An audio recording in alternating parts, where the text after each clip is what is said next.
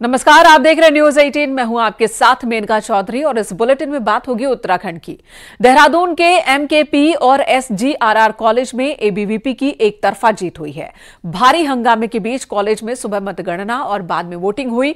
नतीजे आने के बाद एमकेपी में लड़कियों ने कॉलेज में जबरदस्त हंगामा करते हुए रिकाउंटिंग की मांग की है और जबरदस्त हंगामा किया, जिन्हें पुलिस ने खदेड़ा। वहीं जीत के बाद एबीवीपी कार्यकर्ताओं ने कॉलेज में जश्न मनाया।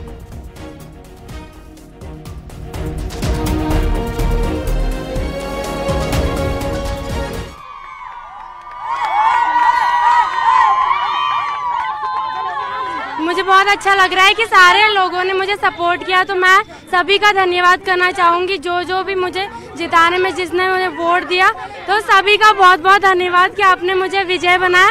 अब हम सब साथ मिलके कॉलेज को नई ऊंचाई तक लेके जाएंगे।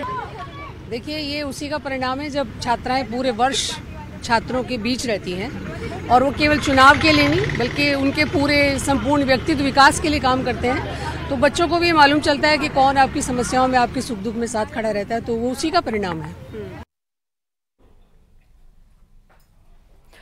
और देहरादून के सबसे बड़े डीएवी कॉलेज में आर्यन ग्रुप ने कब्जा कर लिया है। यहां 14 साल बाद एबीवीपी की हार हुई। अध्यक्ष पद पर आर्यन प्रत्याशी सिद्धार्थ की जीत हुई, जो एनएसयूआई से बागी हुए थे। उधर देहरादून के ही डीबीएस कॉलेज में भी अध्यक्ष पद पर आर्यन संगठन का कब्जा हुआ। यहां अध्यक्ष प्रत्याशी मदन नेगी की जीत हुई है। वहीं डीबीएस कॉलेज में आर्यन का पूरा पैनल जीता है।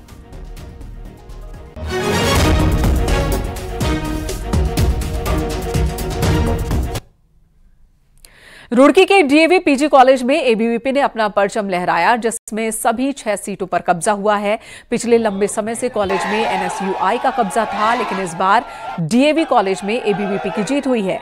छात्रों में काफी उत्साह देखने को मिल रहा है।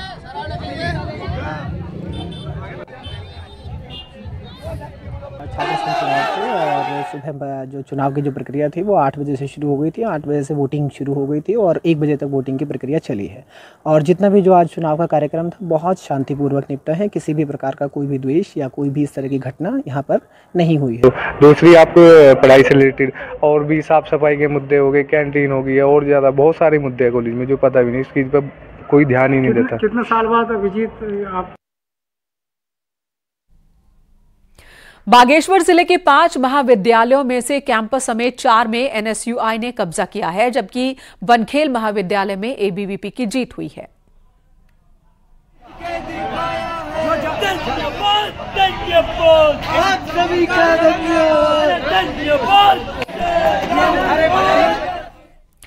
उधर पिथौरागढ़ महाविद्यालय छात्र संघ चुनाव में निर्दलियों का बोलबाला रहा। यहां अध्यक्ष पद पर कविंद्र चंद ने एनएसयूआई के अनिल सिंह को हराया। पिथौरागढ़ में सचिव पद पर भी निर्दलीय के खाते में जीत यहां पर भी हुई है। निर्दलीय मुकेश कुमार सचिव पद पर जीते हैं। पिथौरागढ़ महाविद्यालय में मात्र 28% मतदान हुआ था। महाविद्यालय में 6000 से ज्यादा मतदाता हैं, लेकिन मतदान में सिर्फ 1813 छात्रों ने ही हिस्सा लिया। नतीजे आने के बाद कॉलेज में ही सभी जीते उम्मीदवारों को शपथ दिलाई गई। यहां 6 पदों के लिए 17 उम्मीदवार मैदान में थे। सबसे पहला कदम उठाऊंगा जो प्रवेश परीक्षा और परिणाम, जो ये सारी चीजें अभी हमारे एसएजी यूनिवर्सिटी में चल रही हैं। हमारे रिजल्ट अभी तक घोषित नहीं किए गए हैं, लेकिन उससे पहले ही नेक्स्ट एग्जाम की तैयारी करनी शुरू कर दी गई है। अल्मोड़ा के एसएसजे कैंपस की बात कर लेते हैं। कई सालों बाद निर्दलीय प्रत्याशी का अध्यक्ष पद पर कब्जा हुआ है, जबकि एबीवीपी तीसरे नंबर पर रही। जीत के बाद छात्र छात्राओं ने जश्न मनाया और अध्यक्ष ने कहा कि जो वायदे स्टूडेंट से उन्होंने किए हैं उसे पूरा किया जाएगा।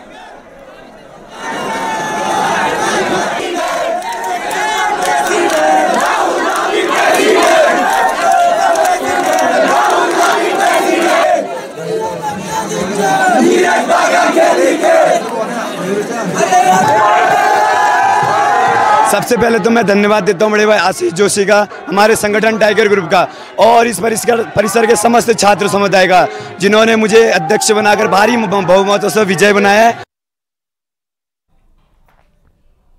इधर कुमाऊं विश्वविद्यालय के डीएसबी कैंपस में एबीवीपी का कब्जा हो गया। एबीवीपी उम्मीदवार उत्कृष्ट बिष्ट ने एनएसयूआई प्रत्याशी को पटकनी दी। वहीं सचिव पद पर निर्दलीय उम्मीदवार हिमांशु मेहरा ने कब्जा किया। उपाध्यक्ष पद पर प्रखर बिष्ट और छात्र उपाध्यक्ष हेमा रैखोला ने जीत दर्ज की है।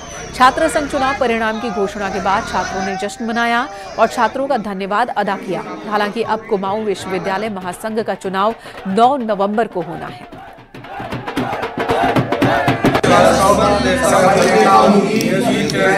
तो कहीं ना कहीं मैं पूरा योगदान दूंगा। छात्रों के हित की लड़ाई करना पड़े तो हिमांशु मेहरा सबसे आगे खड़ा होगा। ये मेरा आश्वासन है। डीएसबी कैंपस के हर एक छात्र से हिमांशु मेहरा संघर्ष की लड़ाई में सबसे आगे खड़ा रहेगा। मैं कन्विंसिंग करने मैं बोलता था कि एम्बुलेंस जो है 1 महीने के अंदर आएगी, पर माननीय अजय भट्ट जी से जो बात कर रखी हमने, उसके लिए 1 हफ्ते के उन्होंने ग्रांट दिला दी है एम्बुलेंस की, जो जल्द से जल्द बच्चों के काम में भी आ सके।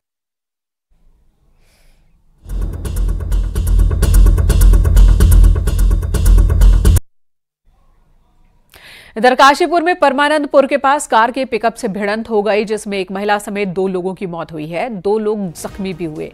कार में सवार 2 परिवार यूपी के देवरिया और शाहपुर के रहने वाले थे। ये सभी बद्रीनाथ और केदारनाथ के दर्शन से लौट रहे थे।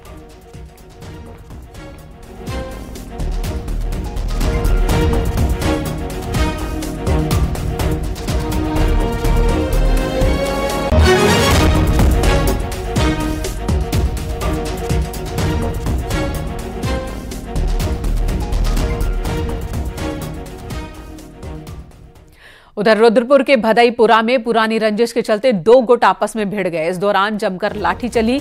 आरोप है कि एक पक्ष के लोगों ने फायरिंग भी की है, जिसमें एक युवक को गोली लग गई, जबकि मारपीट में 2 लोग जख्मी हो गए। घटना का वीडियो सामने आया है, जिससे 2 पक्षों में जमकर लाठी डंडे चलते दिख रहे हैं इस वीडियो में। इस दौरान फायरिंग भी हुई है। मामले में 13 लोगों पर केस दर्ज हुआ। 3 घायलों को इलाज के लिए भर्ती करवाया गया है। घटना के बाद एक पक्ष के लोग फरार हो गए।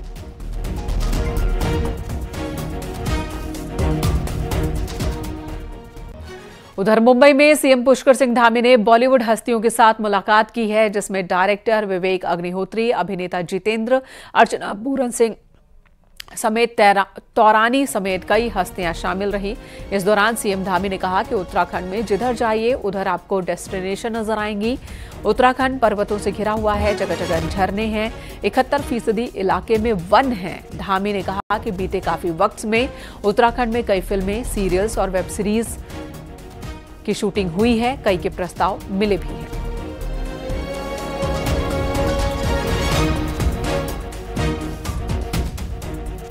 तो उत्तराखंड में जब हम डेस्टिनेशन की बात करते हैं तो इतने सारे डेस्टिनेशन है कि जिधर जाइए आप उधर ही आपको एक नया डेस्टिनेशन दिखाई देगा। आपकी जिधर नजर चली जाएगी उधर डेस्टिनेशन है। देखिए, पर्वतों से आच्छादित है, पूरा पर्वतों से आच्छादित है, हिम की चोटियों से आच्छादित है, ग्लेशियर हैं, जगह जगह झरने हैं और 71% पूरे हिंदुस्तान में उत्तराखंड ऐसा राज्य होगा जहां पर सबसे अधिक फॉरेस्ट है। पूरे राज्य का 71%। मुझे खुशी है कि इस सालों में बहुत तेजी से हमारे यहाँ पर फिल्म का निर्माण भी बढ़ा है, शूटिंग भी बढ़ी है, वेब सीरीज बनाने वाले भी आए हैं, टेलीविजन के जो सीरियल हैं वो भी बनाने वाले आए हैं, OTT वाले आए हैं और बहुत लोगों ने हमको अपने प्रस्ताव भी दिए हैं कि हम इसमें काम करना चाहते हैं। तो बहुत अच्छी बात है। मैं तो कहता हूँ वाया ओनली उत्तराखंड जो भी स्टेट फिल्म इंडस्ट्री को बढ़ावा दे, एनकरेजमेंट दे, उसको उत्साह से बुलाए और फैसिलिटीज दे, 1 विंडो क्लियरेंस हो, ये अच्छा ही है ना। हमारे मुख्यमंत्री ने बहुत सारे पॉइंट्स प्रस्तुत किए और बहुत ही फ्रेंडली स्टेट, वैसे ही उसको 3 अवार्ड्स मिल चुके हैं, तो सब कुछ बहुत अच्छा हो रहा है। सब्सिडी भी बढ़ाई गई है। धामी साहब से मिलकर बहुत खुशी हुई। एक तो वो बहुत ही साधारण से इंसान है, वो बिल्कुल उनका जो ओहदा है, उनसे बातचीत करें तो एहसास ही नहीं होता है, ऐसा लगता है मैं एक देहरादून वाले से मिल रही हूँ। और बहुत प्यार से स्वागत किया हमारा, और हमारी फिल्म इंडस्ट्री को ज़रूरत है उत्तराखंड जैसे बहुत खूबसूरत वर्जिन लोकेशंस की। जहां हमें स्विट्जरलैंड के डॉलर्स और पाउंड्स और यूरोज में पैसा ना खर्चना पड़े, अपने हिंदुस्तानी रुपए में जब आप पैसा खर्च करके प्रोड्यूसर जब जाता है तो उस फिल्म में वो ज़्यादा लगा सकते हैं as oppose to spending abroad. और आज सीएम धामी ने मुंबई के सिद्धि विनायक मंदिर में पूजा अर्चना की, गणेश भगवान के दर्शन किए। सीएम धामी ने राज्य की खुशहाली की कामना की। तो सीएम पुष्कर सिंह धामी की पूजा अर्चना की ये तस्वीरें सामने आई हैं। सिद्धि विनायक मंदिर पहुंचे थे मुख्यमंत्री पुष्कर सिंह धामी। सिद्धि विनायक के दर्शन पूजन की ये तस्वीरें सामने।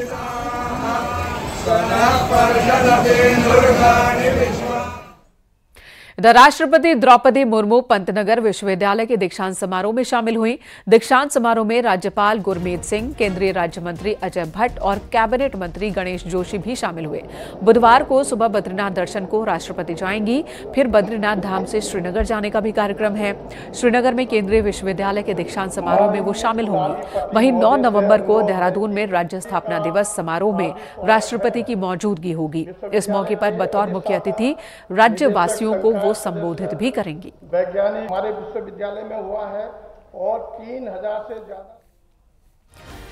8 नवंबर को राष्ट्रपति द्रौपदी मुर्मू बद्रीनाथ धाम पहुंचेंगी। राष्ट्रपति भगवान बद्रीविशाल की विशेष पूजा अर्चना में शामिल होंगी।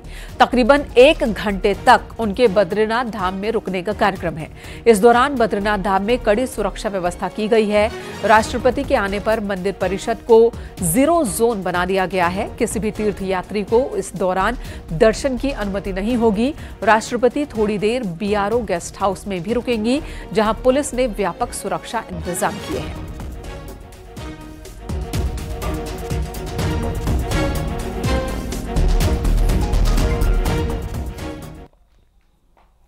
इधर केंद्रीय गृह मंत्री 2 दिन के उत्तराखंड दौरे पर आएंगे। 9 नवंबर को रात 10 बजे अमित शाह देहरादून पहुंचेंगे, जहां वो ITBP सीमा द्वार में रात्रि विश्राम करेंगे। वहीं 10 नवंबर को ITBP का स्थापना दिवस है और अमित शाह स्थापना दिवस की परेड में शामिल होंगे। इसी के साथ 10 तारीख को MBBS के हिंदी पाठ्यक्रम का अमित शाह उद्घाटन करेंगे। दून मेडिकल कॉलेज में यह कार्यक्रम होना है।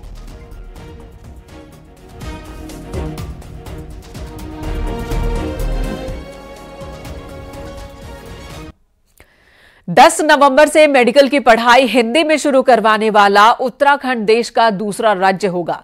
मध्य प्रदेश के बाद उत्तराखंड में MBBS का हिंदी सिलेबस लोकसभा चुनाव से ठीक पहले लागू करने से प्रदेश की राजनीति भी गर्मा गई है।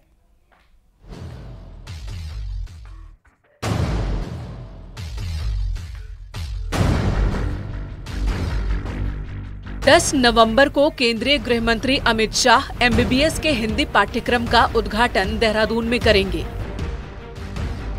चिकित्सा शिक्षा विभाग लंबे समय से इस कवायद में था, जिसे अब अमली जामा पहनाया जा रहा है। जब तक उत्तराखंड किताबों से लेकर टीचर्स की ट्रेनिंग पर काम नहीं करता, तब तक मध्य प्रदेश में चल रहे स्टडी मटेरियल को ही उत्तराखंड में लागू किया जाएगा। स्टूडेंट्स भी अब मेडिकल की पढ़ाई हिंदी में करवाने पर मिलीजुली प्रतिक्रिया दे रहे हैं।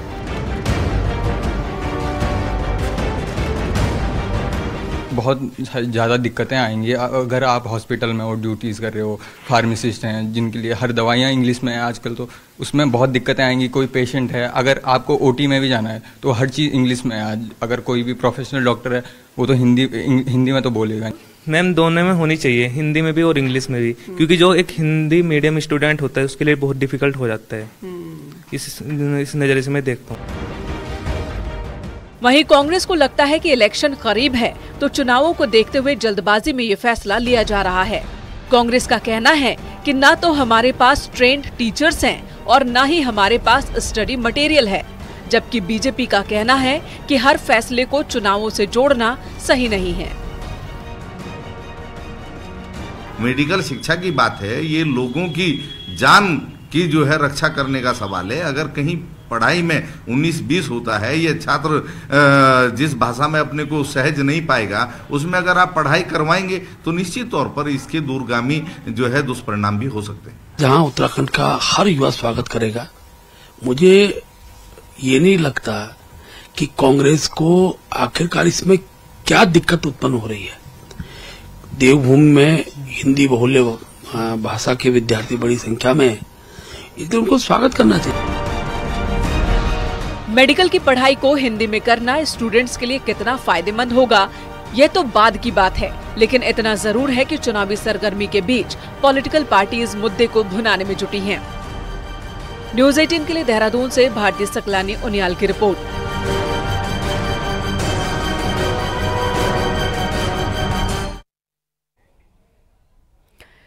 उत्तराखंड में कुछ दिन पहले ही एक सरकारी आदेश में कहा गया है कि लोकसभा चुनाव से पहले सिर्फ मुख्यमंत्री ही योजनाओं का लोकार्पण और शिलान्यास करेंगे और कार्यक्रम की अध्यक्षता मुख्यमंत्री की ही होगी, जिसका मतलब ये निकाला जा रहा था कि अब मंत्री शिलान्यास और लोकार्पण नहीं कर सकेंगे। इस पर अब बीजेपी प्रदेश अध्यक्ष महेंद्र भट्ट ने स्थिति साफ की है और कहा कि लोकसभा चुनाव की वजह से कई केंद्रीय मंत्री व्यस्त रहेंगे, इसलिए केंद्र की योजनाओं का शिलान्यास और लोकार्पण मुख्यमंत्री करेंगे और साथ में क्षेत्र के सांसद और विधायक मौजूद रहेंगे। वहीं राज्य में जो व्यवस्था चल रही है वैसी ही चलती रहेगी, जबकि मंत्री अपने विभागों की योजनाओं का लोकार्पण और शिलान्यास विधायकों के साथ कर पाएंगे। केंद्र सरकार की जो योजना है, क्योंकि केंद्रीय मंत्री लोकसभा चुनाव पास में है, केंद्रीय मंत्रियों का समय मिलना असंभव होता है और ये तय रहता है कि भाई यथा समय हम जो कार्य हमने पूर्ण कर दिए हैं या जिनके लिए शासनादेश हो चुका है उनका शिलान्यास हो जाए, जो पूर्ण हो गए उनका लोकार्पण हो जाए और उसके लिए मुख्यमंत्री जी को ऑथेंटिक कर दिया गया है। मुख्यमंत्री उस काम को करेंगे, उसमें विधायकों को बुलाया जाएगा और क्षेत्रीय सांसदों को बुलाया जाएगा। जहां तक स्थानीय जो योजनाएं उनके शिलान्यास का प्रश्न है, वो यथावत जिस रूप में पहले से पूर्ववत होता है उसी रूप में होगा। माननीय मंत्रीगण अपने विभागों की शिलान्यास उदाहरण करते हैं, आगे भी करेंगे, इसमें कोई दो राय नहीं। 2019 में पीएम मोदी ने कहा कि उत्तराखंड में 5वां धाम सैन्य धाम है। अगला लोकसभा चुनाव आने को है, लेकिन जिस तरह शासन में बजट लटका हुआ है उससे सवाल खड़ा होता है कि क्या 2024 के चुनाव से पहले ये काम पूरा हो पाएगा।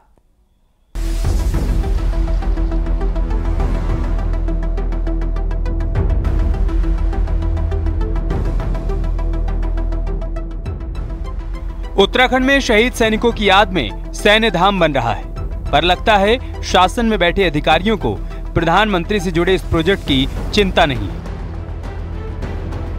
अगर ऐसा होता तो वक्त पर बजट रिलीज हो गया होता और निरीक्षण के बाद सैनिक कल्याण मंत्री को बजट रिलीज नहीं होने का रोना नहीं रोना पड़ता।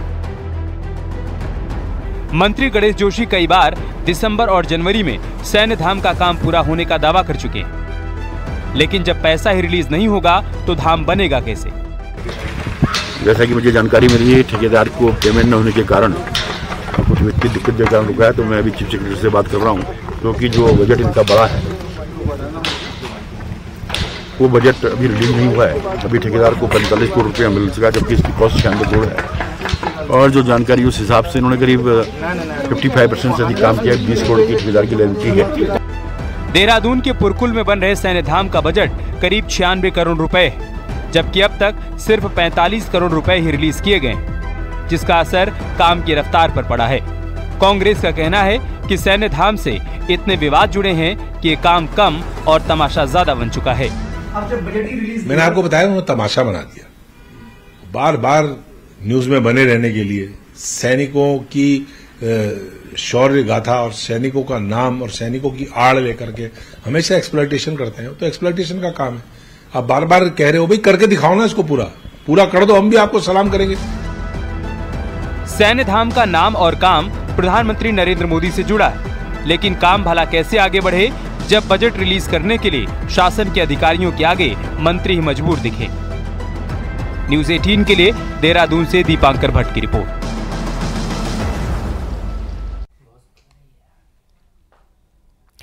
इसी बीच उत्तराखंड सरकार को हाईकोर्ट से बड़ी राहत मिली है। मंगलवार को हाईकोर्ट ने लोकायुक्त की नियुक्ति में सरकार की पुनर्विचार याचिका स्वीकार कर ली।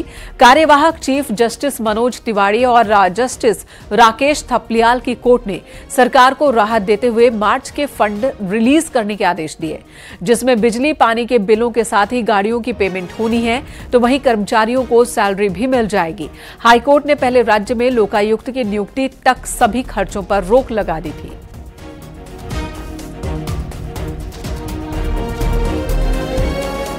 और कोर्ट ने ये आदेश दिया है कि जो बजटरी एलोकेशन हुआ है राज्य सरकार से उसको रिलीज़ किया जाए और उसमें जो भी खर्चा है लोकायुक्त के कार्यालय का वो उसको रिलीज़ किया है और बोला है कि ये पेमेंट्स हो सकती हैं और ये इस वित्तीय साल यानी 31 मार्च 2024 तक का आदेश हुआ है। पुलिस की आंखों में धूल झोंकने के लिए लगाई गई तरकीब भी आरोपियों के काम नहीं आ सकी। मामला अल्मोड़ा जिले के भतरौज खान थाने का है। यहां के मोहान चेकपोस्ट पर पुलिस ने एक तेजी से जा रही एम्बुलेंस को रोककर चेक किया तो उसमें से 2 क्विंटल 18 किलो गांजा मिला। आरोपी गांजे को मरीज की तरह स्ट्रेचर पर रखे हुए थे, काशीपुर ले जा रहे थे। हालांकि चेकिंग के दौरान एक आरोपी भाग निकला, जबकि एम्बुलेंस ड्राइवर को पुलिस ने पकड़ लिया।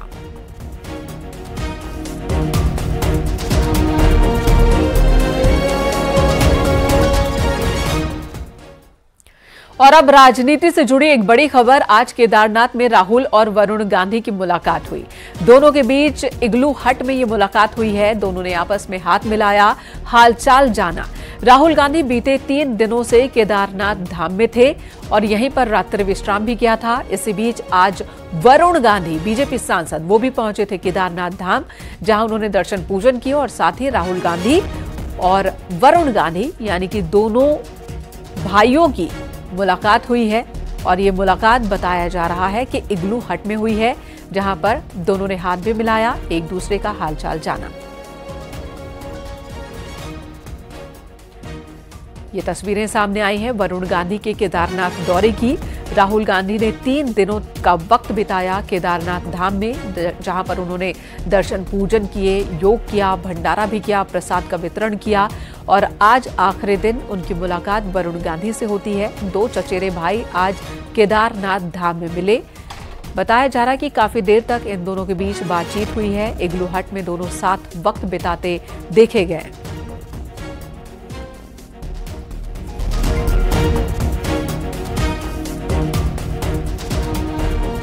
तो पीलीभीत से बीजेपी सांसद है वरुण गांधी, परिवार के साथ केदारनाथ धाम पहुंचे हैं। बद्रीनाथ केदारनाथ मंदिर समिति के अध्यक्ष ने सांसद का स्वागत किया। तस्वीरें हम आपको दिखा रहे हैं। अपनी पत्नी और बेटी के साथ पहुंचे थे वरुण गांधी केदारनाथ धाम। केदारनाथ में सांसद ने रुद्राभिषेक भी किया, पूजा अर्चना की और यहीं पर उनकी मुलाकात राहुल गांधी से हुई है। तो केदारनाथ से लौट आए हैं राहुल गांधी, लेकिन इससे पहले उनकी मुलाकात वरुण गांधी से हुई और ये मुलाकात हुई केदारनाथ धाम में ही। बाबा केदार के परिसर में ये मुलाकात हुई, इग्लू हट में दोनों ने कुछ वक्त बिताया। कहा जा रहा है कि राहुल गांधी वरुण गांधी इन्होंने हाथ मिलाया, एक दूसरे का हालचाल जाना। राजनीतिक रूप से दोनों ही धुर विरोधी दलों के सदस्य हैं। जहां राहुल गांधी कांग्रेस के सांसद हैं तो वहीं पर वरुण गांधी बीजेपी से सांसद हैं। दोनों की मुलाकात हुई और ये मुलाकात केदारनाथ धाम में हुई है। तो इस मुलाकात के राजनीतिक मायने भी निकाले जा सकते हैं क्या, इस तरह की चर्चा भी हो रही है, क्योंकि हाल के दिनों में हमने देखा है बीते कुछ वक्त में वरुण गांधी के सुर भी बहुत तल्ख रहे हैं। कई मुद्दों पर वरुण गांधी का नजरिया, उनके बयान बीजेपी की लाइन से अलग देखने को मिला है। अनुपम त्रिवेदी इस वक्त हमारे साथ जुड़ चुके हैं उत्तराखंड से, एडिटर। अनुपम जी, आज की इस मुलाकात पर जरा बताएं। इस मुलाकात को सिंपल इसी तरीके से देखा जाए कि 2 चचेरे भाइयों की मुलाकात हो गई, या फिर इसके कुछ राजनीतिक मायने भी निकाले जा सकते हैं? देखिए, मेन का हमें बिटवीन द लाइंस देखना पड़ेगा, क्योंकि जैसे दोनों चचेरे भाई हैं राहुल गांधी वरुण गांधी, लेकिन इन परिवारों में तलखी इतनी रही है कि आपस में, जहां तक मेरी जानकारी भी है, कोई बात इस तरीके से होती नहीं थी।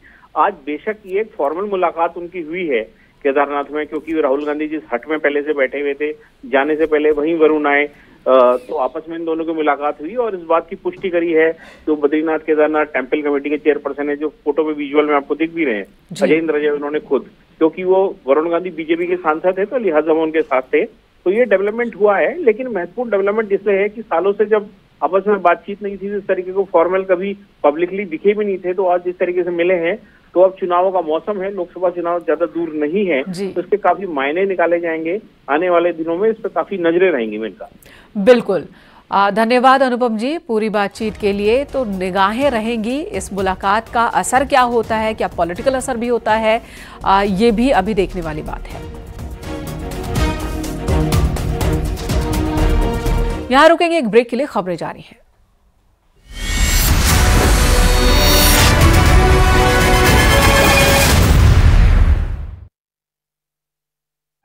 जब हाई कोर्ट ने सभी 7 केसों की पत्रावली भी की है तलब। जस्टिस मयंक कुमार जैन की सिंगल बेंच